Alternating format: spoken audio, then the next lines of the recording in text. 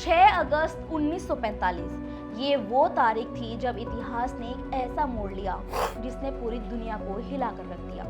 Hiroshima पर गिरा परमाणु बम न सिर्फ जापान को झुकाने वाला था, बल्कि इसने वर्ल्ड वॉर सेकंड को भी अपने अंत की ओर धकेल दिया।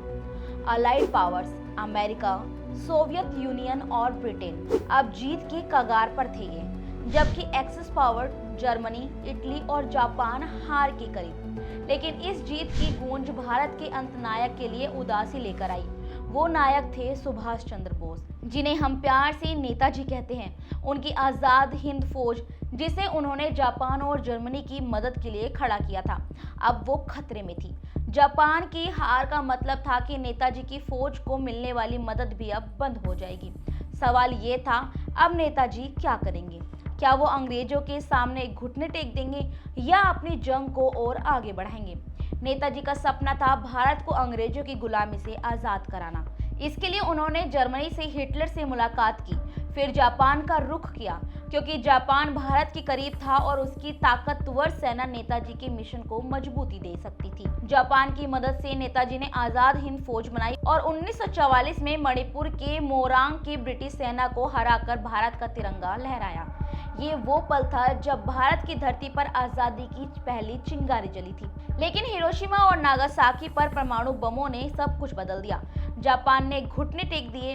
अब नेताजी के सामने एक अनसर्टेन फ्यूचर था। 16 अगस्त 1945 की रात नेताजी ने अपने सबसे भरोसेमंद साथियों को अपने घर पर बुलाया।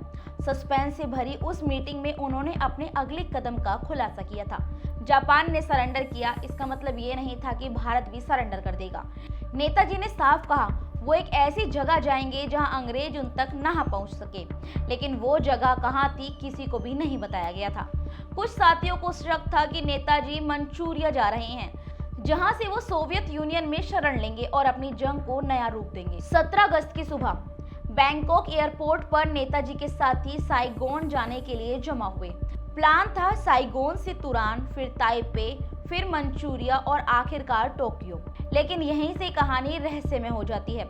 18 अगस्त 1945 को जापान ने एक चौंकाने वाला बयान दिया था। नेताजी की मौत एक प्लेन क्रैश में हो गई। जापानी अधिकारियों के मुताबिक ताइपे से टोक्यो जाते वक्त नेताजी का प्लेन क्रैश हो गया। उनके साथ थे कर्नल हबीबुर रहमान, जो चमत्कारी ढंग से बच गए। जापान ने बताया था कि प्लेन में आग लग गई थी और नेताजी, जो पेट्रोल टैंक के पास बैठे हुए थे, उस आग में वो पूरी तरीके से झुलस गए। लेकिन रुकिए, क्या ये सच था?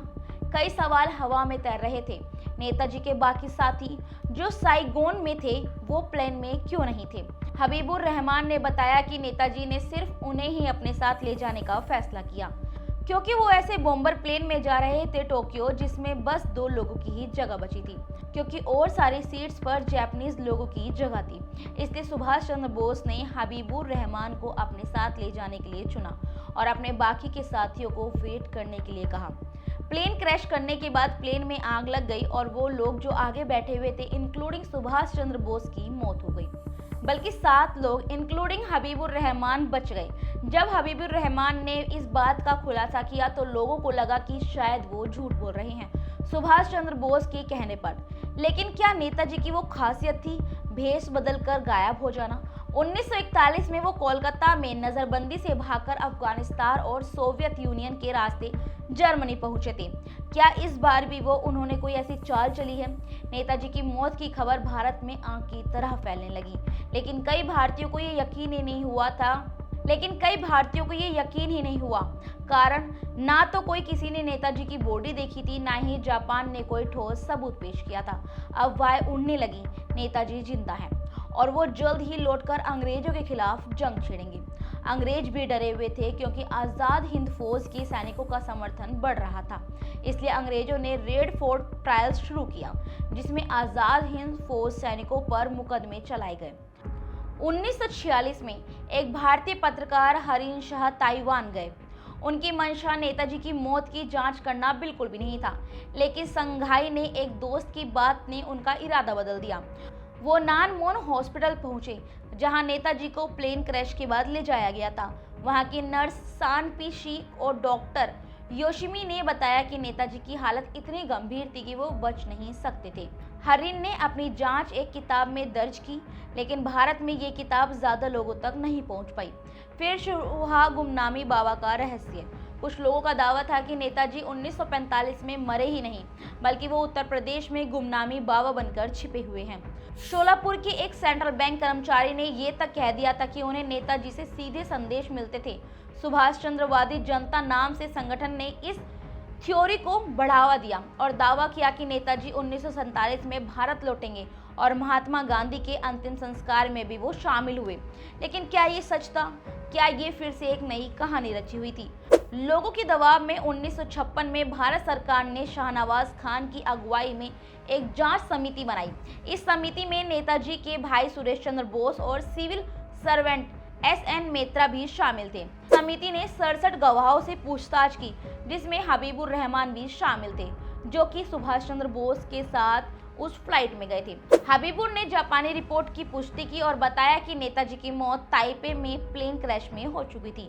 उनकी अस्थियां टोक्यो के रैंकोजी मंदिर में रखी गई है, लेकिन सुरेश चंद्र बोस, जो कि सुभाष चंद्र बोस के भाई थे, उस रिपोर्ट पर उन्होंने हस्ताक्षर करने से मना कर दिया। उन्होंने दावा किया कि कोई भी प्लेन क्रैश नहीं हुआ था और जवाहरलाल नेहरू इसकी सच्चाई को छुपा रहे हैं। 1966 में सुरेश बोस ने कहा कि नेताजी मार्च में लौटेंगे, लेकिन ऐसा हुआ नहीं। फिर 1970 में इंदिरा गांधी सरकार ने जस्टिस जी.डी. खोसला की अगुवाई में दूसरी जांच शुरू की। इस बार समर गुहा, एक सांसद, ने भी इसका साथ दिया। खोसला ने ताइवान, जापान, सिंगापुर और इंडोनेशिया में 200 से ज्यादा लोगों से बात की, लेकिन उनकी रिपोर्ट भी शाहनवाज की समिति जैसी थी। नेताजी की मौत प्लेन क्रैश में हुई, फिर भी अफवाहें बंद नहीं हुई थी। 1999 में वाजपेयी सरकार की जस्टिस मुखर्जी की अगुवाई में तीसरी जांच फिर से शुरू हुई। इस बार निष्कर्ष उल्टा हो गया था। मुखर्जी ने कहा कि कोई प्लेन क्रैश ही नहीं हुआ था और न ही कोई उसमें मरा था। उनके तर्क थे, क्रैश इतना गंभीर नहीं था कि सिर्फ नेताजी की मौत हो। ताइवान के अखबारों में इसकी खबर नहीं छपी हुई थी और कोई डेथ सर्टिफिकेट भी नहीं मिला था, लेकिन इन तर्कों के कोई जवाब भी नहीं थे।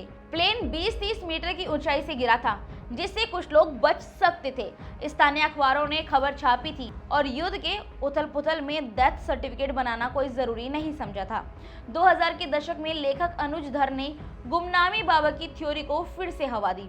उनकी किताब में दावा किया गया था कि नेताजी 1985 तक उत्तर प्रदेश में गुमनामी बाबा के रूप में जिंदा रहे थे।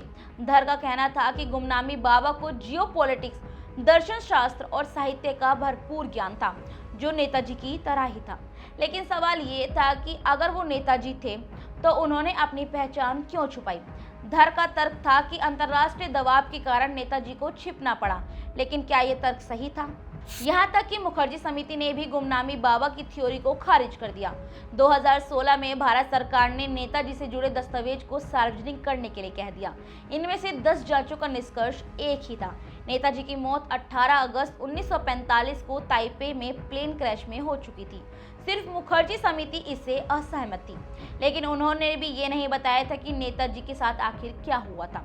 तो सच क्या है? क्या नेताजी सचमुच प्लेन क्रैश में मारे गए, या वो सोवियत यूनियन में कैद हुए थे, या फिर गुमनामी बाबा बनकर उत्तर प्रदेश में छुपे रहे? हरीन शाह ने 1946 में लिखा था कि लोग जानबूझकर नेताजी की मौत के बारे में अफवाह फैलाते हैं, और आज ये सच भी है। हमें साजिश की कहानी पसंद है। एक साधारण प्लेन क्रैश की कहानी हमारे दिमाग में ये फिक्स नहीं हो पाती है।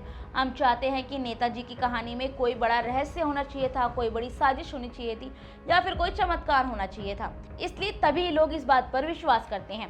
नेताजी सुभाष चंद्र बोस एक ऐसे नायक थे जिन्होंने भारत की आज़ादी के लिए सब कुछ दांव पर लगा दिया।